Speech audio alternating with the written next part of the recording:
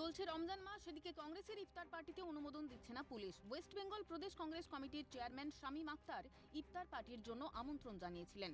প্রদেশ কংগ্রেসের সদর দপ্তর বিধান ভবনের সামনে 9 মার্চ ওই ইফতার পার্টি করতে চেয়ে 22 ফেব্রুয়ারি আবেদনও জানানো হয়েছিল কলকাতা পুলিশের কাছে। অভিযোগ, কলকাতা পুলিশের তরফে প্রথমে অনুমতি দেওয়া হলেও পরে সেই অনুমোদন বাতিল করা হয়। তাই 9 মার্চ অনুষ্ঠানটিও করা সম্ভব হয়নি। এরপর 23 মার্চ ইফতার পার্টির অনুষ্ঠান করতে চাইলেও অনুমোদন মেলেনি কলকাতা পুলিশের থেকে। এরপর বিচার চেয়ে উচ্চ আদালতের দ্বারস্থ কংগ্রেস। জরুরি ভিত্তিতে এই মামলার শুনানির আর্জি জানানো হয় কলকাতা হাইকোর্টের বিচারপতি তীর্থঙ্কর ঘোষের এজলাসে। অনুমতি দিয়েছেন বিচারপতি ঘোষ।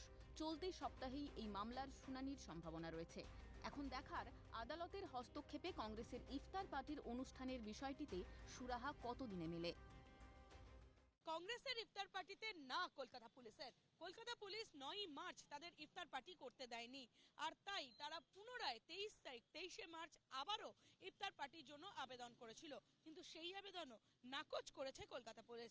আর সেই কারণেই অনুমোদন চেয়ে কলকাতা হাইকোর্টের দ্বারস্থ হয়েছে জাতীয় কংগ্রেস এবং তাদের দাবি যে কলকাতা পুলিশ বিভিন্ন কারণ দেখিয়ে তাদের ইফতার পার্টিতে না করছে, অথচ শাসক দলের বিভিন্ন ইফতার পার্টিতে হ্যাঁ বলা হচ্ছে, অনুমোদন দেওয়া হচ্ছে, সেটা করতেও দেওয়া হচ্ছে নির্দিষ্ট টাইমে।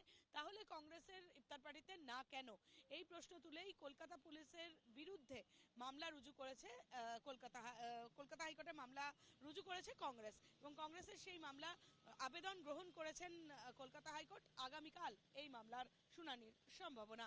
ক্যামেরায় সঞ্জিত চক্রবর্তীর সাথে অভিরূপা হাজরা, ক্যালকাটা নিউজ।